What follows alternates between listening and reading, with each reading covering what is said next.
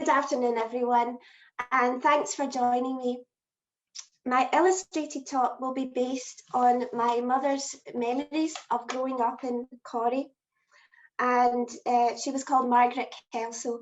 I do know that we are distantly related to Jeannie Kelso, and I also know not related to the Mrs. Kelso in the pictures, just as an aside, because Jeannie's parents died when she was quite young, and it was our uncle and Mrs. Kelso, his wife, that brought her up. But I want to tell you about how living in Corrie inspired my mother's own artistic journey. Here she is, circled in this picture, with a couple of her sisters and a friend at the Sandstone Quay in Corrie. My mum was born in 1924 in Corrie, and she remembers walking to Corrie School and seeing Jessie M. King painting at the port. She wondered if she was a witch with her wide hat and her cape. She was only 6 at the time, and as she told me, she'd heard about witches, but not yet about artists. Top right is a watercolour I found of Jessie M. King, painted by her husband, E.A. Taylor, which seems to match my mum's description. It made my mum smile when I showed it to her. She said, yes, that's how I remember her. Mum subsequently thought how practical these clothes were for painting, and what a good sheltered spot that she'd found. Jessie M. King, from what I gathered, stayed at many houses in Corrie during the time of the Corrie summer school she ran with her husband from about 1911 to 1939. However, one of the houses she stayed at was next door to where my mum grew up. It was owned by the Kings, but they were no relation of hers. And Mum can remember, after one of these visits, Jessie M. King giving her a colouring book. It was tattered then, but of course my mum wishes that she still had it. I found many paintings of the port by Jessie M. King, but I picked this example as I think it illustrates the puffer, the Roman in the port.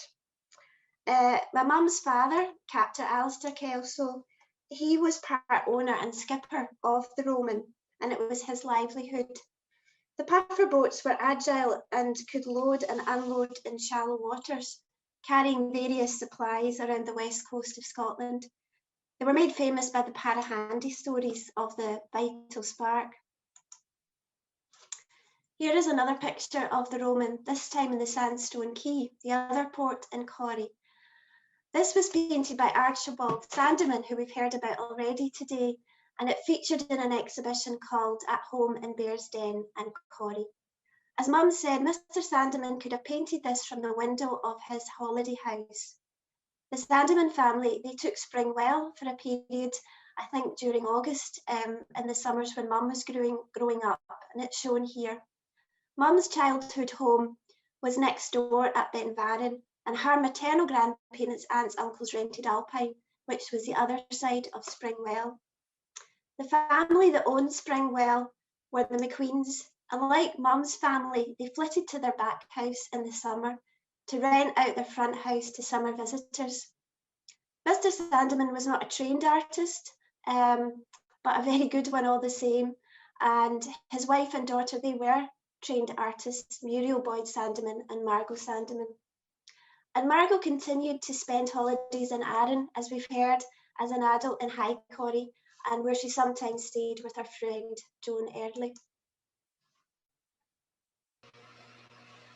Another artist who frequently stayed at High Corrie and who would have taught Joan Early and Margot Sandeman at Glasgow School of Art is Alex Dick.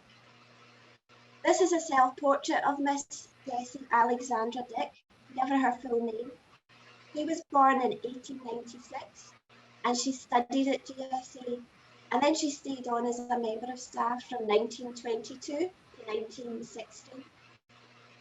Perhaps not surprisingly, growing up in these artistic surroundings, Mum also wanted to study, and she did, at the Glasgow School of Art. And she remembers Miss Dick as a great painter, a great teacher, and a dainty and a kind person. She also taught my dad, and she gave them this painting of the Roman in the sandstone quay as a wedding present. She offered to paint my brother as a baby. Mum always said he was the best looking baby out of the three of us, and my mum really regrets to this day that she didn't take Miss Dick up on that offer. I don't think Miss Dick ever married or had a family of her own, but she nurtured so many children by setting up the children's Saturday morning art classes at the Glasgow School of Art in 1944, and my mum helped with these when she was in her final year at Glasgow School of Art. In Corrie, and who influenced my mum was Monroe Sr. Seen here with his wife outside the house my grandparents rented to them. It was their back house. I've included a picture of him with my mum and aunts and granny as well.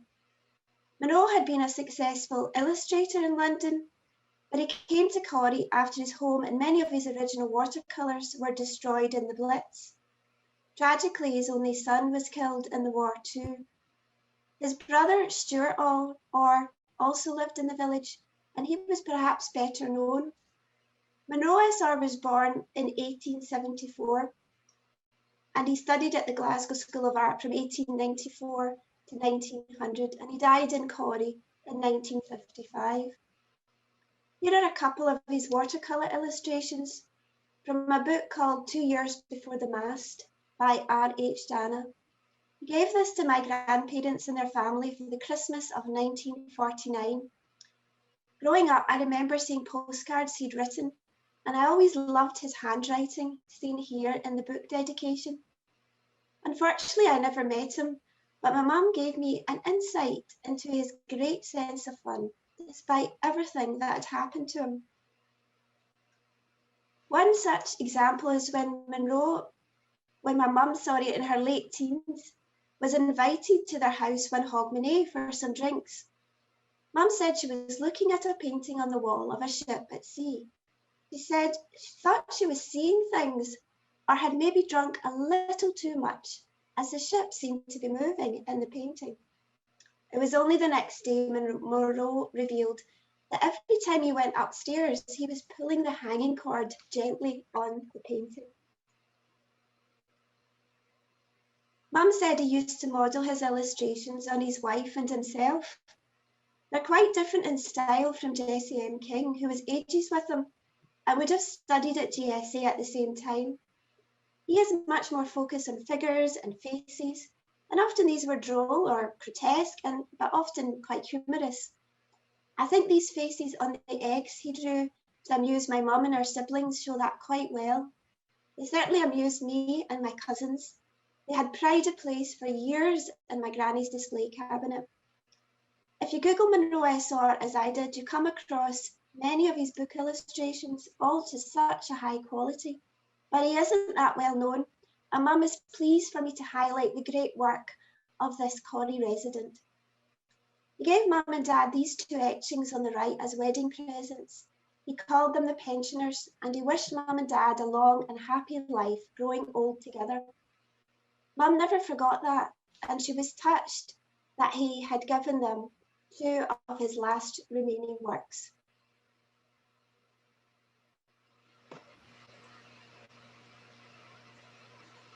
My mum's first date with my dad, a fellow GSA graduate, was to Corrie. My dad not only fell in love with my mum, but also Arran. It was the setting for many of his paintings. Here he is in his self-portrait that he did while he was at the Glasgow School of Art, as he studied drawing and painting, alongside some of my mum's work at GSA, where she studied textile design. My parents married in 1949 in Corrie Free Church, practically next door to where my mum grew up, and now a private house. Here is my dad's painting of the Roman at the port. My mum says the funnel is too long, but I love it, and I have it hanging in my house. It reminds me of so many happy times playing in the sand and swimming in the sea at Corrie as a child. I'll end with just some of my dad's paintings of Arran. These two are of High Corrie.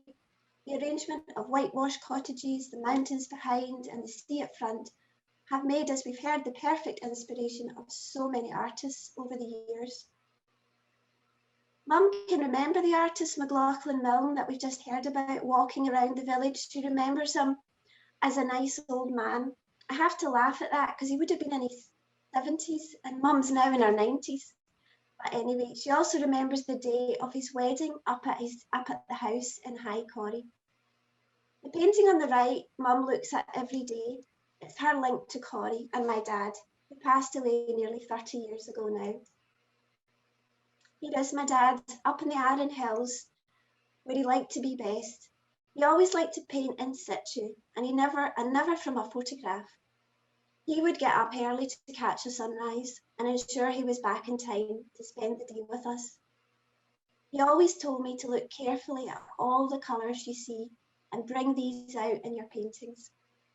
Chrissy Logan, who had the shop in Corrie for many years, used to let Dad display and sell his Arran paintings over the summer, and she never took any commission for the ones that he sold.